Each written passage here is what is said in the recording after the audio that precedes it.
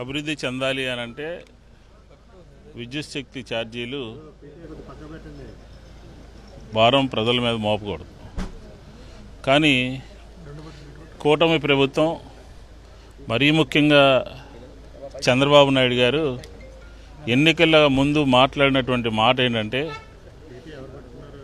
మాకు ఓటు వేయండి, ఎన్నికల ఛార్జీలు పెంచబోము భవిష్యత్తులో అని చెప్పని విపులంగా క్లియర్గా ఎన్నికల సభల్లో, పులివెందల్లో, లేకపోతే విశాఖపట్నంలో అనేక ప్రాంతాల్లో కరెంటు ఛార్జీలు పెంచము అని చెప్పి ఉన్నటువంటి ప్రభుత్వాన్ని మార్చాలి, ఉన్నటువంటి ప్రభుత్వం కన్నా మేము ఒక్క రూపాయి కూడా పెంచము అని చెప్పని ఎన్నికల హామీ ఇచ్చి ఈరోజు 15,485 కోట్ల రూపాయలు ఆంధ్రప్రదేశ్ ప్రజల మీద భారం మోపడానికి సిద్ధపడింది. ఈ బహిరంగ విచారణ అంతా కూడా తూతూ మంత్రం కూడా. ఈరోజు మేము ఏపీఆర్ఈసీ చైర్మన్ అలాగే 3 డిస్కమ్లని కూడా కోరింది ఏంటంటే, మీరు ప్రజల మీద విద్యుత్ శక్తి భారాలని మోపడానికి అనుమతించద్దు.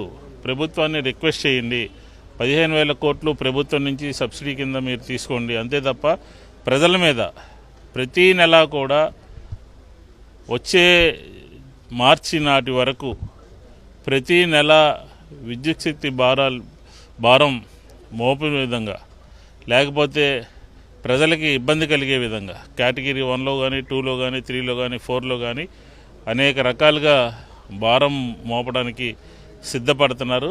ఇది మీరు ఎన్నికల ముందు ఇచ్చినటువంటి మాటకి, చంద్రబాబు నాయుడు గారు మాట్లాడినటువంటి మాటకి ఇది పూర్తిగా భిన్నంగా జరుగుతుంది. కాబట్టి మేము ఆల్రెడీ ఇప్పటికే వైఎస్ఆర్ కాంగ్రెస్ పార్టీ మొన్న 27వ తారీఖున ప్రజలందరి తరపున, ఆంధ్రప్రదేశ్ విద్యుత్ వినియోగదారుల తరపున మేమందరం కూడా పోయి ఎస్సీలకి, సిఎండీలకి ఇవ్వడం జరిగింది. ఈరోజు మళ్ళీ బహిరంగ విచారణ పేరు మీద ప్రజల దగ్గర నుంచి అభ్యంతరాలు స్వీకరిస్తున్నారు. కాబట్టి మా అభ్యంతరం, వైఎస్ఆర్ కాంగ్రెస్ పార్టీ అభ్యంతరం, విద్యుత్ శక్తి భారాలని మోపవద్దు. భారం మోపడం ద్వారా అనేక రకాలుగా ప్రజలందరూ కూడా ఇబ్బందులు పడతారు. ఆర్థికంగా అసలే ఇప్పటికే ఇబ్బందుల్లో ఉన్నటువంటి ప్రజానీకానికి మీద ఈ భారం 15,000 కోట్లు పడటం మూలంగా అనేక ఇబ్బందులు ఎదురవుతాయి అనే ఉద్దేశంతో ఈరోజు మేమందరం కూడా, నేను, జిల్లా అధ్యక్షుడు అవినాష్ గారు, మేమందరం కూడా వచ్చి వారందరికీ రిప్రజెంటేషన్ ఇచ్చి ఎటువంటి పరిస్థితుల్లో ఛార్జీలు ఇప్పటికే వసూలు చేసే ప్రక్రియ ప్రారంభమైంది. ఇంకా రాబోయే రోజుల్లో 2వ విడత కూడా ప్రారంభం కాబోతుంది. కాబట్టి ఇది విరమించుకోవాలని, విత్డ్రా చేసుకోవాలని, ప్రభుత్వం పెంచిన ఛార్జీలు రోల్ బ్యాక్ చేయాలని, కరెంటు ఛార్జీలు పెంచే జోలికి ప్రభుత్వం వెళ్ళకూడదని, ఈ డిస్కమ్లకి ఏపీఆర్ఈసీ రికమెండేషన్స్ని ఆమోదిస్తూ ఏదైతే 15,000 కోట్ల చిల్లర ఉందో దాన్ని ప్రభుత్వమే సపోర్ట్ చేయాలని.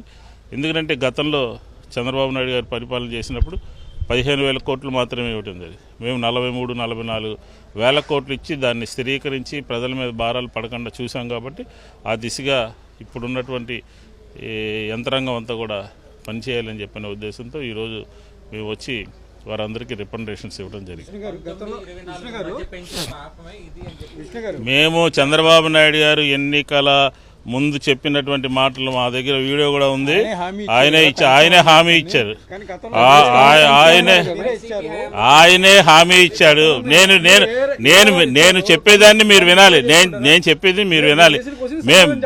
కాదు నేను చెప్పేది మీరు వినాలి. ఫస్ట్ ఏంటంటే మీ ఇద్దరు, మరియు ముఖ్యంగా మీ ఇద్దరు మేము చెప్పేది వినాలి. ఎందుకనంటే ఎన్నికల మేనిఫెస్టో కానీ ఎన్నికల ప్రచారంలో చెప్పినటువంటి అంశాలని కానీ పరిగణలో తీసుకోబోతున్నాం. అంతే తప్ప మేము అడిగేది సూటిగా అడుగుతున్నాం. హరిగారు, మేము సూటిగా అడుగుతున్నాం. మేము ఎన్నికల మేము కాదు, చంద్రబాబు నాయుడు గారు ఏం చెప్పి ఓటు వేయించుకున్నారు, ఏమి చెప్పి ఓటు వేయించుకున్నారు అని అడుగుతా ఉన్నాం మేము. అవన్నీ ప్రజలు దాని తర్వాత ప్రజలు చాలా సార్లు ఓట్లు వైఎస్ఆర్ కాంగ్రెస్ పార్టీకి వేశారు, తిరుపతి ఎలక్షన్స్ లో, మున్సిపాలిటీలో, జిల్లా పరిషత్లో. కాబట్టి దాని గురించి ప్రజలు ఆమోదించిన దాని గురించి కాదు. ఈ రోజు ఎన్నికల ముందు సరే మీకు పరిమాణ మేము ఈరోజు మాట్లాడేటటువంటి మాట ఏంటంటే, చంద్రబాబు నాయుడు గారు పులివెందుల్లో మాట్లాడుతూ ఎన్నికల ఛార్జీలు పెంచను అని చెప్పారు.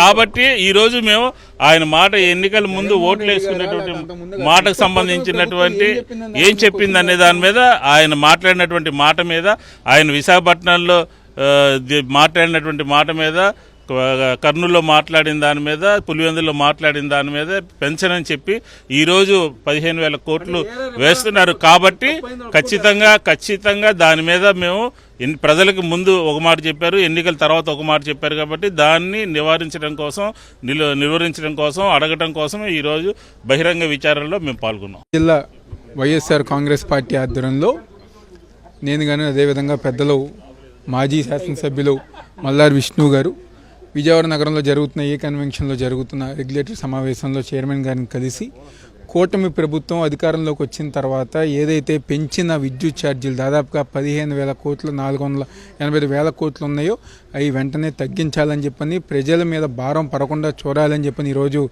ఎన్టీఆర్ జిల్లా వైఎస్ఆర్ కాంగ్రెస్ పార్టీ తరఫున రిప్రజెంటేషన్ ఇవ్వడం జరిగింది.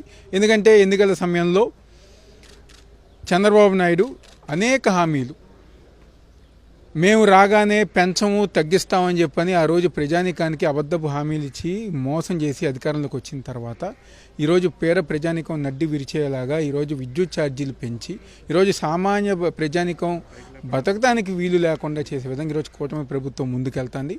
గతంలో 27వ తారీఖున, డిసెంబర్ 27వ తారీఖున కదా పెద్దలు జగన్మోహన్ రెడ్డి గారి యొక్క నాయకత్వంలో ఈరోజు రాష్ట్ర వ్యాప్తంగా 170 నియోజకవర్గాల్లో నిరసన కార్యక్రమాల ద్వారా విద్యుత్ ఛార్జీలు తగ్గించాలని చెప్పి మేము డిమాండ్ చేసాం. అదేవిధంగా ఈరోజు చైర్మన్ గారికి కానివ్వండి, మిగిలిన అధికారులు అందరం గారికి కలిసి ఏదైతే పెంచిన విద్యుత్ ఛార్జీలు వెంటనే తగ్గించాలని చెప్పి కోరటం జరిగింది. తప్పకుండా ప్రజల పక్షాన, ప్రజల కోసం వైఎస్ఆర్ కాంగ్రెస్ పార్టీ నిరంతరం రాబోయే రోజుల్లో ఏదైతే కూటమి ప్రభుత్వం హామీలు ఇచ్చిందో అవి అమలు చేసే విధంగా, ప్రజానికానికి ఇబ్బందులు ఏదైతే కలిగించే విధంగా ప్రవర్తిస్తున్నారో దానికి వ్యతిరేకంగా మేమందరం గారు ప్రజానికంతో కలిసి పోరాటం చేస్తామని సందర్భం చెప్తూ సెలవు తీసుకుంటున్నాం.